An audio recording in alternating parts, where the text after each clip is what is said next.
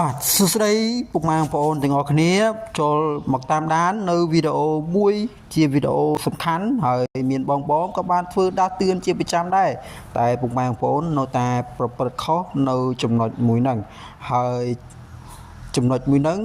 គឺវាសំខាន់សម្រាប់ពុកម៉ែបងប្អូនខ្លាំងណាស់ហើយសម្រាប់ប្រជាជនកម្ពុជាឬក៏សម្រាប់បងប្អូនកម្ពុជាទាំងអស់ពុកម៉ែបងប្អូនដែលជាអ្នកនៅប្រទេសកម្ពុជាទាំងអស់គឺគាត់មិនសប្បាយចិត្តទេដោយសារយើងបានធ្វើការចែករំលែកនៅវីដេអូមួយដែលជា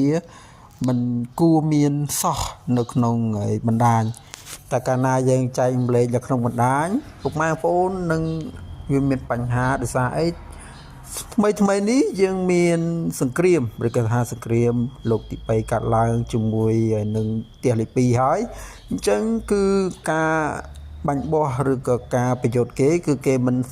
សម្រុកចូលមកទាំងស្រុងទេគឺគេផ្លោងគ្រាប់ពីចម្ងាយអញ្ចឹងហេតុអ្វីបានខ្ញុំចង់មកប្រាប់បងប្អូនដោយសារតែគេកំណត់គោលដៅដោយងាយសម័យឥឡូវវាជឿនលឿនមែនទែនដោយសារមានប្រព័ន្ធ AI បាទអញ្ចឹងបងប្អូនចូល Google Map មកឧទាហរណ៍គេចង់សម្ដៅឬក៏ឧទាហរណ៍ខ្ញុំនៅបាត់ដំបងឧទាហរណ៍ណាខ្ញុំនៅបាត់ដំបងហើយខ្ញុំចង់ទៅភ្នំពេញអូខេបើកសេវាសិនដាច់សេវាខ្ញុំចង់ទៅភ្នំពេញយ៉ាឧទាហរណ៍ខ្ញុំចង់ទៅភ្នំពេញយើងសរសេរភ្នំពេញមកសរសេរភ្នំពេញហើយយើងចេញពីនេះទៅភ្នំពេញកំណត់គោលដៅប្រមាណគីឡូយើងកំណត់តាមនឹងមកយើងចុចអបតក្រហមវិញមកឲ្យវាដើរពីផ្ទះយើងទៅភ្នំពេញទិសដៅអានេះភ្នំពេញនេះពីផ្ទះយើងទៅនេះក្រុងពោធិ៍សាត់បងប្អូនមើលតាមនឹងមកនេះភ្នំពេញមានចម្ងាយប្រហែលគីឡូដីពីផ្ទះយើងមកវាបងប្អូនឃើញអត់អញ្ចឹងគឺមិនសុវត្ថិភាពទេដែលបងប្អូនចែករំលែកឬក៏ share ចែករំលែកគ្នាកន្លែងបងប្អូនឬក៏ពុកម៉ែបងប្អូនដែលភាសឹកនឹងបងប្អូនឈប់ទៅបងប្អូនគឺវាមិនសុវត្ថិភាពទេគេកំណត់ទីតាំងច្បាស់លាស់ខ្លាំងណាស់ហើយអ្វីដែលបងប្អូនចែករំលែកនឹងគឺមនុស្សច្រើនមែនទែនបងប្អូនសាកស្មានឬក៏សម័យមើល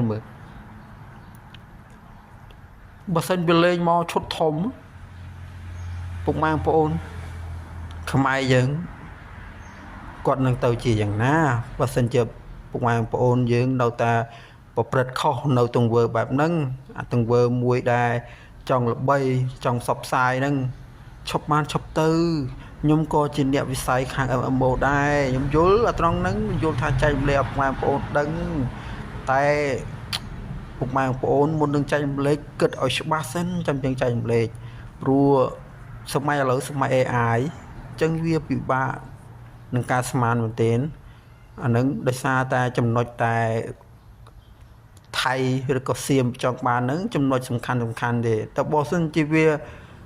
ទ្រាំមិនបានកាន់តែខ្លាំងទៅហើយស្មានហើយយើងជិះម៉ូតូជិះឡានហ្នឹងកិច្ចផុតគ្រាប់មែនអញ្ចឹងហើយយើងកុំចែករំលែកអីឈប់ទៅខ្ញុំសូមវខ្ញុំមើលម្ដងមែនតើខ្ញុំខឹងជំនួសពុកម៉ែបងប្អូនដែលគាត់ជាជនភាសឹកកំពុងតែភ័យខ្លួនហ្នឹងហើយទីមួយទៀតអារឿងឧបត្ថម្ភរឿងចែកសម្ភារៈឬក៏គ្រឿងហូបចុករបស់ថាជនភាសឹកមិនថាកងទ័ពទេយើងកុំដាក់ឲ្យគេឃើញកុំដាក់ឲ្យឃើ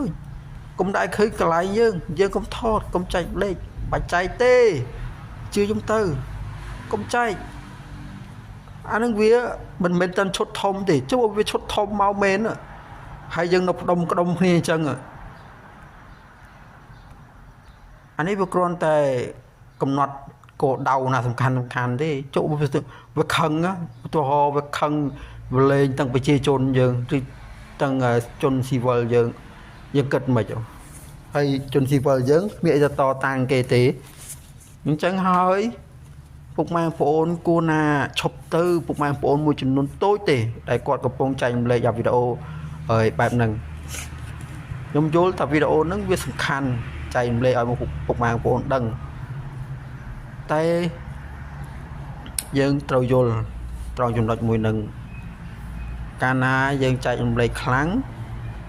វាពិបាកនឹងស្មានណាពុកម៉ែបងប្អូនវាពិបាកស្មានមែនទែនម្ល៉េះយើងមើលនឹងតាមដានពលមានរបស់ក្រសួងឬក៏ខាងសារពលមានណាដែលច្បាស់លាស់មួយហើយយើងមើលទៅទាំងអស់គ្នាយើងមិនបាច់ចាំយូរមកផុសហើយយើងបាច់ចាំថតមិនបាច់ថតមិនបាច់អីទេជាពិសេសបងប្អូនដែលភាសឹកនេះគាត់នៅក្នុងហើយកន្លែងសុវត្ថិភាពហើយគាត់បានថតទៀតកន្លែងមានឋានឬកន្លែងត្រង់សេគាត់នៅនេះគាត់ថតទៀតខ្ញុំអត់យល់គាត់ថតចែកម្លែកទៀតហើយគេមិនមែនចូលថាគេមិនមែននេះណាគេមិនមែន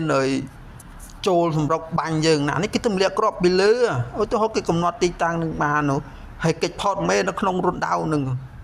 វាទម្លាក់គ្រាប់មិនមែនណាមិនមែនវាបាញ់ណា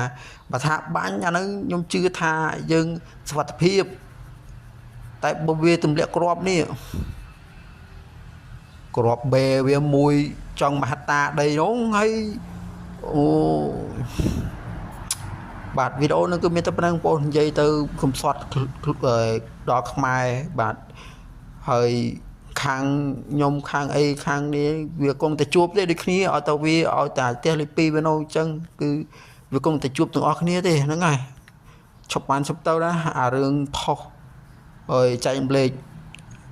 ជនភាសឹកឬក៏បងតាហ៊ានដែលជួយជើងនឹងកុំថត